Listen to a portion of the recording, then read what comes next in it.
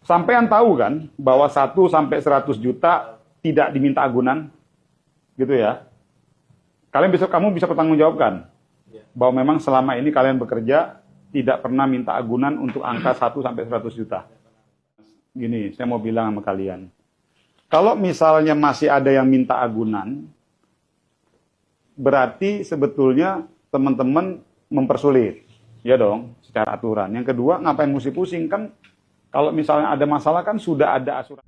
Ya, Assalamualaikum warahmatullahi wabarakatuh. Selamat sore buat teman-temanku semuanya, khususnya sudah ada di YouTube Solusi Hutang MB. Ini terima kasih banyak teman-teman yang selalu menyempatkan waktu untuk hadir di sini ya. Tadi teman-teman sudah mendengar sedikit cuplikan yang saya tampilkan di awal. Nah, itu adalah Menteri UMKM ya, Bapak Maman. Yang mana beliau tujuan mereka sangat bagus. Tujuan beliau sangat bagus ini. Pinjaman 1 sampai 100 juta ini tanpa anggunan dan tidak boleh dimintai anggunan. Tapi di dalam hal itu ada satu statement beliau, yang mana statement ini hampir sama dengan yang disampaikan oleh OJK terhadap pinjol, dan ini akan menimbulkan kontra yang sangat luar biasa, dan ini akan menyesatkan pada akhirnya gitu loh. Mungkin kalau teman-teman menonton secara full tadi itu, mungkin teman-teman tidak akan pernah melihat di mana letak kesalahan hal itu. Tapi ini yang mau saya terangkan sama teman-teman semuanya, supaya jangan bermunculan kasus-kasus seperti layaknya pinjaman online, orang-orang hanya berlomba-lomba meminjam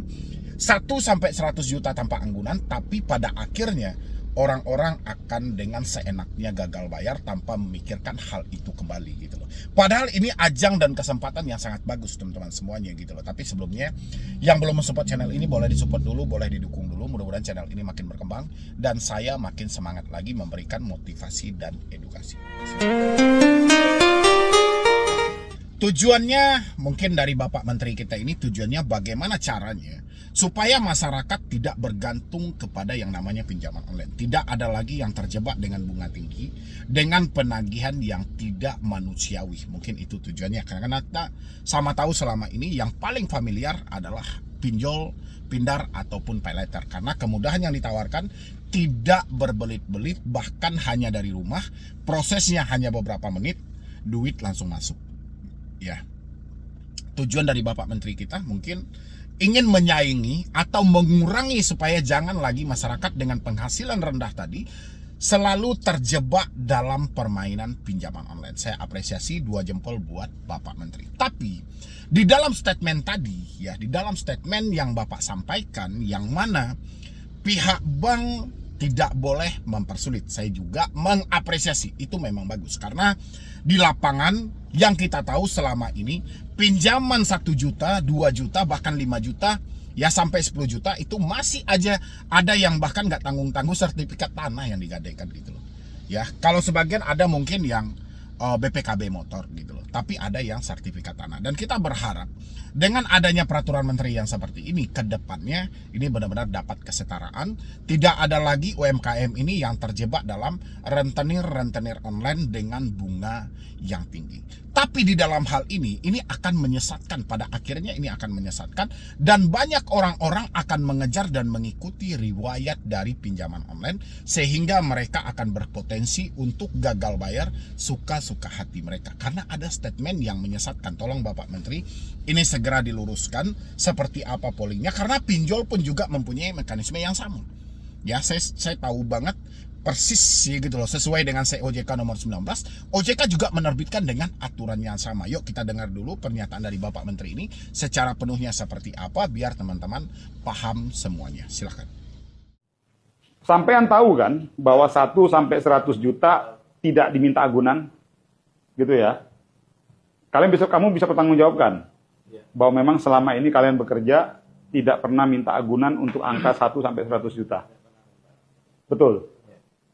Oke. Nggak, karena ini penting mas. Gini, saya mau bilang sama kalian.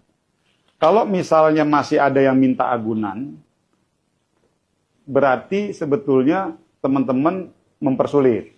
Ya dong, secara aturan. Yang kedua, ngapain mesti pusing? Kan kalau misalnya ada masalah kan sudah ada asuransinya.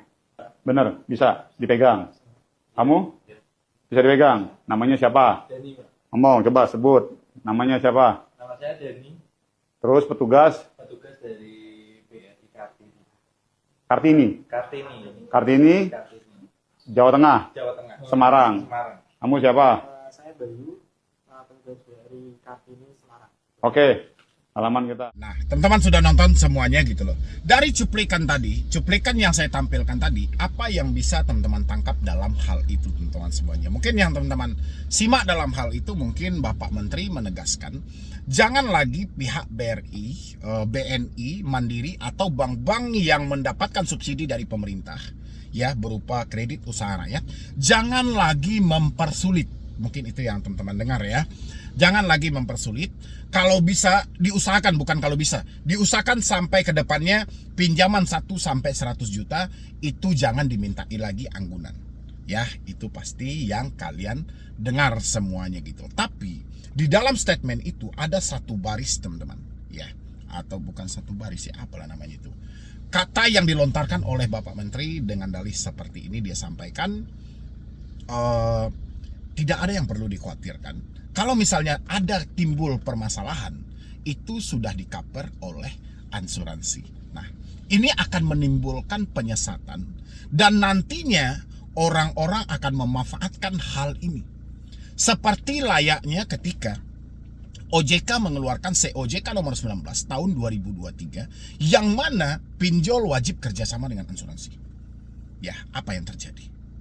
Teman-teman semuanya, orang gagal bayar, orang bilang di atas 90 hari asuransi mengcover. Di atas 90 hari hutang kamu lunas, asuransi membayar.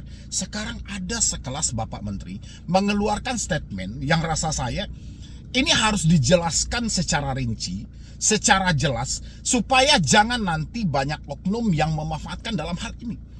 Ya, yang pada akhirnya orang yaudahlah ambil aja lah di pinjaman-pinjaman dana kur di bank-bank. Pinjam aja 1 sampai 100 juta, nanti kalau kamu tidak mampu bayar ya sudah, itu sudah ada asuransi. Pada akhirnya akan seperti itu. Ini harus diluruskan hal-hal seperti ini. Jangan lagi layaknya seperti pinjaman online kemarin.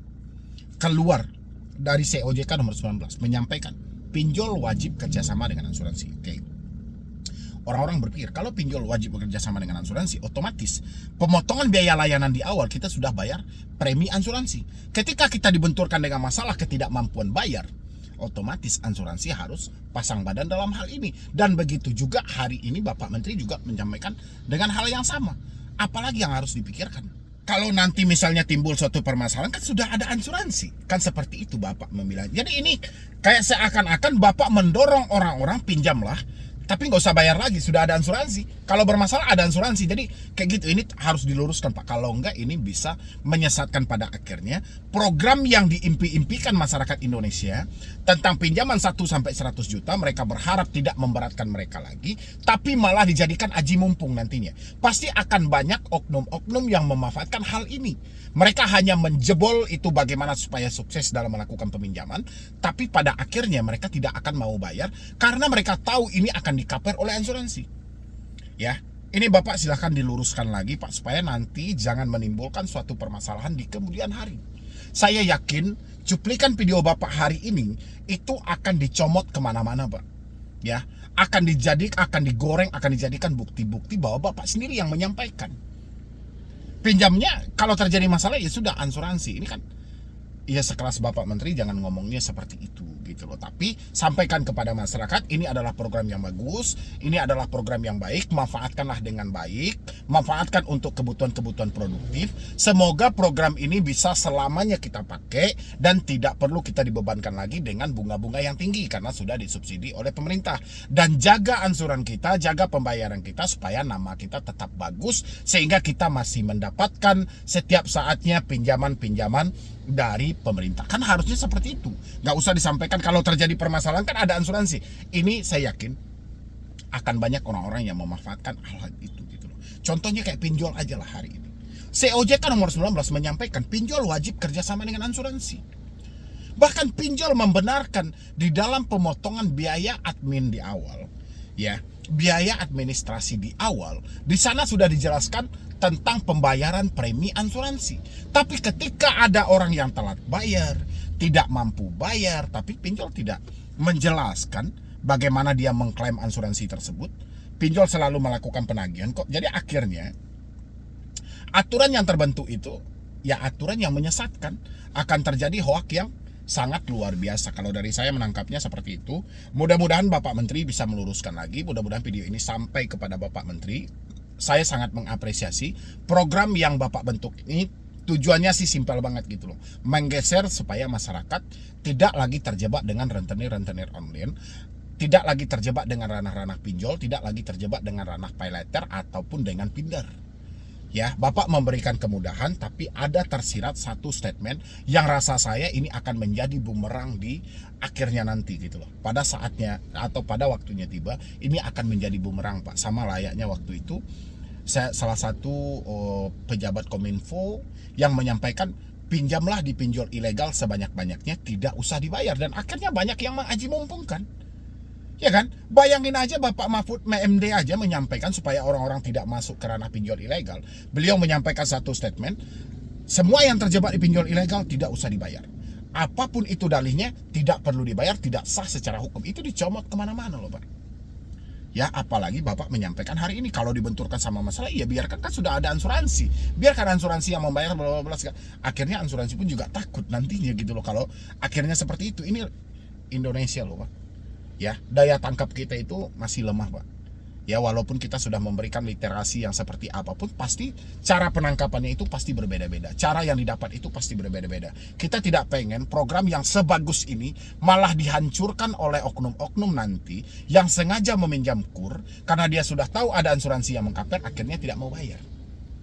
Ya, tidak mau bayar dan akhirnya malah merusak program yang kita impikan bersama. Ya, saya pribadi sangat senang banget dengan adanya program ini. Otomatis saudara saya semuanya ke depannya nanti penerus-penerus saya bisa menikmati program dari pemerintah ini tanpa perlu lagi dia meminjam ke pinjaman-pinjaman daring. Kapan perlu, pengajuan kur juga dibentuk aplikasinya Pak, biar orang-orang bisa mengajukan dari rumah. Ya, biar tidak dipersulit, biar tidak mereka harus foto tukang sayur, tukang ikan, harus mengumpulkan ikannya, harus mengumpulkan sayurnya, supaya dia dapat pinjaman. Kalau nggak ada nggak bisa kan, diperibet juga, tetap diperibet juga, tetap dipersulit juga di lapangan. Dan kita berharap mudah-mudahan ini lebih dipermudah lagi, bahkan pengajuannya dari handphone aja. Oke, kurang lebih dari saya seperti itu. Tanggapan dari teman-teman semuanya seperti apa? Isi di dalam kolom komentar.